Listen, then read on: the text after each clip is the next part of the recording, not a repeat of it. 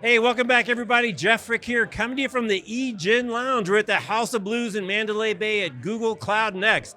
We're excited to be here. This is quite a setup that Egen has set up here. We've been super busy yesterday, all day today, people coming in for keynotes and specialty things. And we're excited to have the head of marketing join us to tell us what is really going on. So we're welcome Jamie Russo. She is the CMO of Egen. Jamie, great to see you. Thank you for having me, Jeff. This is very exciting. So congratulations, this is quite a setup that you guys have. Explain a little bit what is going on with Egen and Google Cloud, because I don't think you had this kind of a presence last year. Yeah, so we're excited. We're calling this our Egen Oasis, and we're inviting our customers and Googlers to come and kind of get it out of the chaos for a few minutes, revive, and have those conversations and drill into the content they're hearing and the demos they're seeing, and then really kind of brainstorming how they can bring those to life and solve their business challenges. So awesome. We've seen a lot of great conversations that have been planned, but then also a lot of organic conversations over food and coffee here. Great. So you're relatively new to Egen.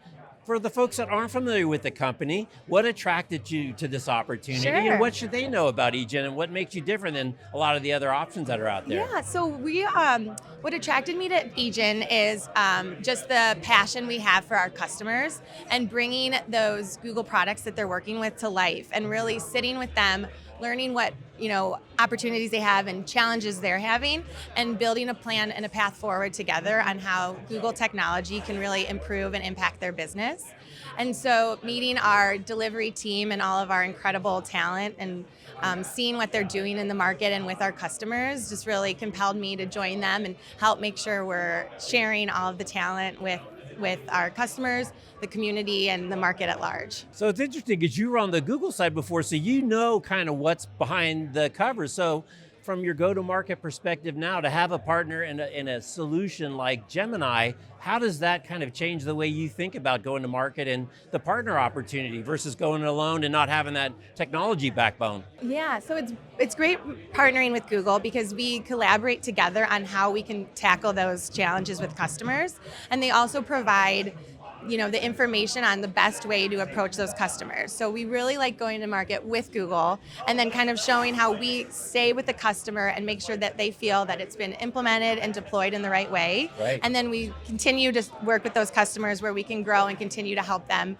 grow their business as well. Awesome. So I've met a lot of people here over the last couple of days, and everyone says you guys are AI first, AI first, AI Yes. first, and everyone's trying to use it in their workflow. So what are some of the ways that you in the marketing department are using AI? We live in an age of hyper-personalized, hyper-segmentation. You've got to be on the mark. You've got not unlimited budget. So how are you using AI within the marketing function? Absolutely. So we love to be the guinea pigs of our engineers and see what they're working on and seeing how we can test and try it out. And so what we're doing is we are arming our teams with agents to make sure that the Egen brand is, cohesive throughout. So it's really kind of arming all of our team members to be marketers themselves, but also making sure that we're sharing the same stories. We're talking about our unique value in the same way. And so the team is really leaning into building their own agents and then working with our engineers to make sure it's collaborative across our whole business. So It's really brought us even closer together with our delivery team, our sales teams, and our product teams.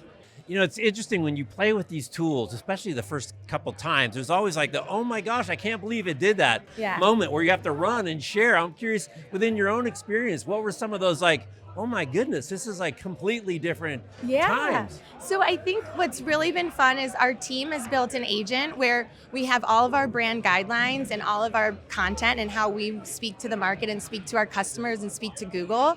And so to see that our team, that's not the technical background, we're able to build that agent and then deploy that and show our engineering team what we were able to do ourselves was a really proud moment and really fun. Yeah. Did they give you any grief? No, they adopted it. They added it into their toolkit, and so it's been really fun to kind of collaborate there. That's awesome. All right, so last kind of question is, I know it's a passion of yours is metrics and measuring. Yes. And we see it all the time, Goodhart's Law, where people get way too focused on the metric and not necessarily what the objective is that the metric is supposed to help drive you to. And you've talked about, real metrics versus vanity metrics. I wonder if you can share more, and how do you Sure. instill that in your team so that everybody's measuring the right thing Right. for the right reason, not just tallying points against something that doesn't really matter. Yeah, well, and it's really important to us too, is we pride ourselves in sitting with our customers and determining their ROI. So that conversation comes up not only with our team, but also with our customers of what are the true metrics? What's the strategy that's not going to get in the way of just hitting that one metric? So it's definitely an art and a balance. And so I think it's just setting what our value propositions are, our values as a company, and making sure that our metrics align with that.